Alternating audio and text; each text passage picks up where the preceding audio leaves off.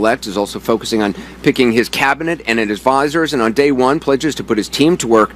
Randy Kay tonight has a look at what's on the Trump agenda. Don't expect Donald Trump to ease into his new job as president. It's going to be a very busy first day. Day one, President-elect Trump plans to take action on everything from ISIS to immigration. On day one, I'm going to begin swiftly removing criminal, illegal immigrants from this country. Trump vowing to start the process of getting rid of what he called gangs of thugs within 1 hour of taking office. The first piece of paper that I'm going to sign is we're going to get rid of these people. We are going to get rid of them day one. We start day one. Along with that, Mr. Trump also plans to start work on the wall at the southern border to keep illegal immigrants out. On day one, we will begin working on an impenetrable, physical, tall, powerful, beautiful southern border wall. Donald Trump is aiming high for those first 24 hours on the job, pledging to repeal all of what he calls Barack Obama's unconstitutional executive orders. He also plans to immediately suspend immigration from Syria and Libya and get his generals working on ISIS. We're going to convene my top generals and give them a simple instruction. They will have 30 days to submit to the Oval Office a plan for soundly and quickly defeating ISIS. Day one, Obamacare is a target too. I'm going to ask Congress to send me a bill to repeal and replace, finally, Obamacare. It's a disaster. Under Senate rules, that bill can be passed with 51 votes. 51! Meaning a Republican Congress and a Republican president can save Americans from this disaster in a single afternoon. Vice President-elect Mike Pence echoing those promises and more. He's going to repeal every single Obama executive order that's stifling jobs and growth in this economy. We're going to repeal Obamacare lock, stock, and barrel. And lastly, on day one of this administration, we're going to end the war on coal once and for all.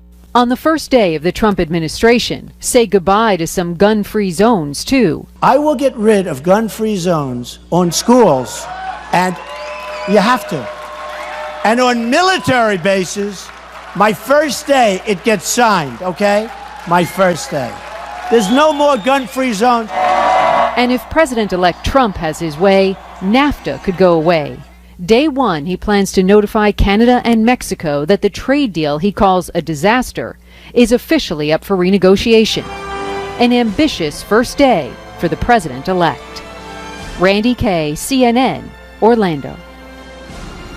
A lot of promises for the first day made on this campaign, no doubt about it. Back with the panel, David Gergen is joining us as well as we continue to see now demonstrations. This one outside Trump Tower in New York City. It's been moving up north through the island of Manhattan. We're also seeing their demonstration in Chicago. We're also told in Portland, Oregon, also Philadelphia as well. There's there you're seeing in Chicago different sizes in different places. David Axelrod, as you watch this, what goes through your mind? Well, what goes through my mind is that you reap what you sow, and the fact is that Donald Trump incited and encouraged and mobilized his base by using language and taking positions that deeply offended these people, and as Van says, frightened them as well. And so this is the result of that. I will say, though, that, and I agree, Kayleigh, I agree with the president. I said it last night. We have one president at a time.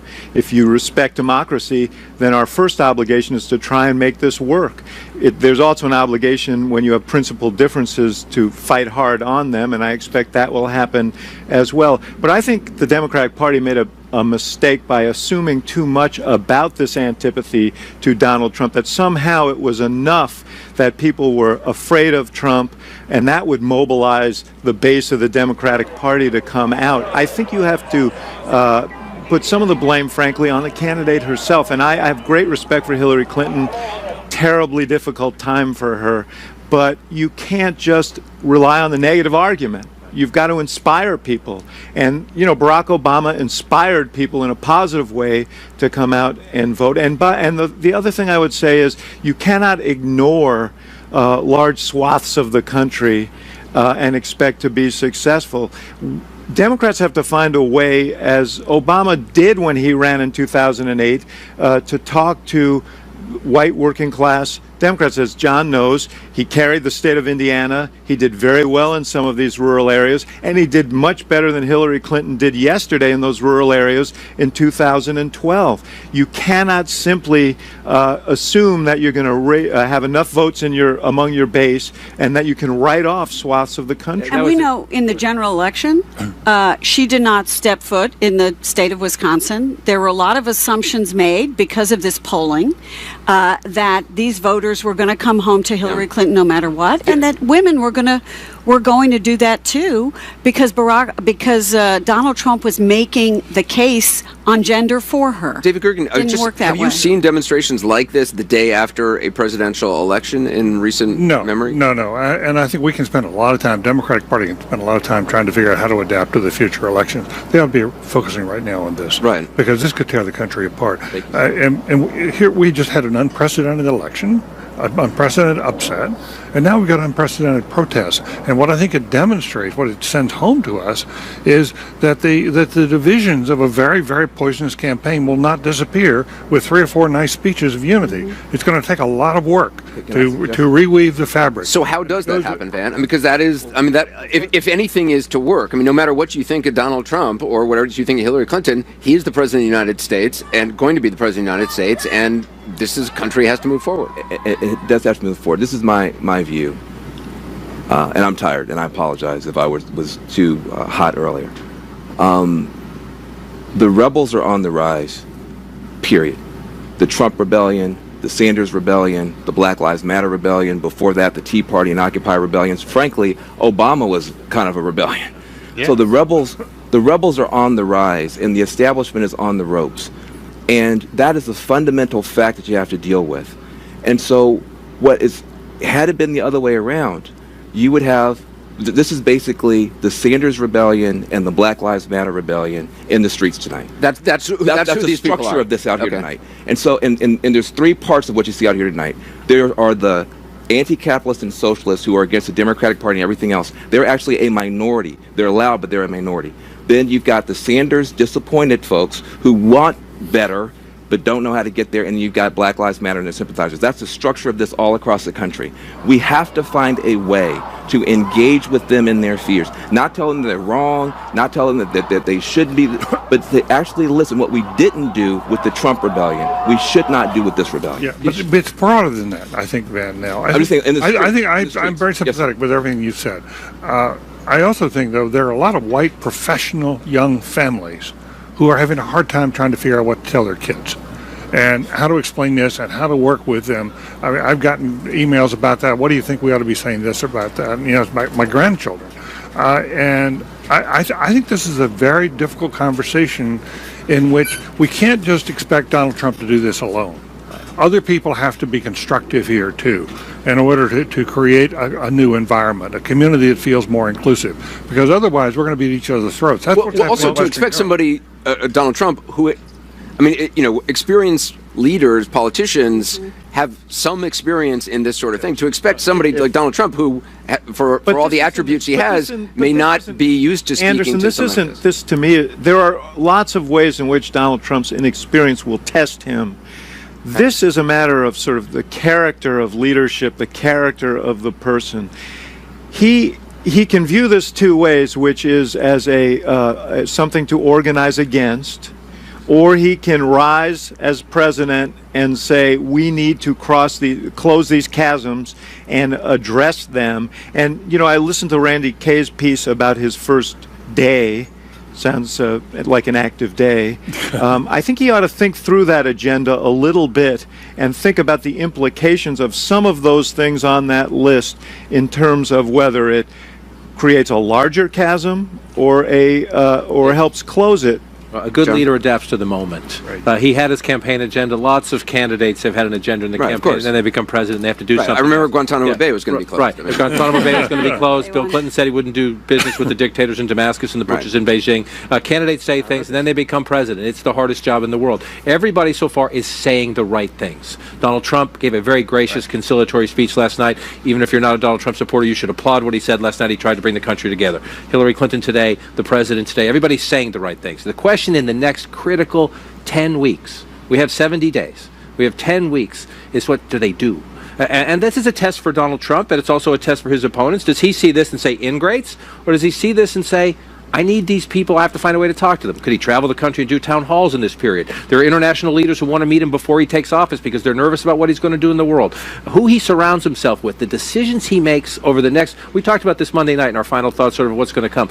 I've never anticipated... The country is so divided. Racial lines, gender lines, education lines, left and right, blue states, red states, that this transition is critically important, and what he does in these next 10 weeks is absolutely important to his start. We got to take a quick break. We're going to continue to monitor these demonstrations. We'll have more with the panel and our reporters in the field. We'll do that.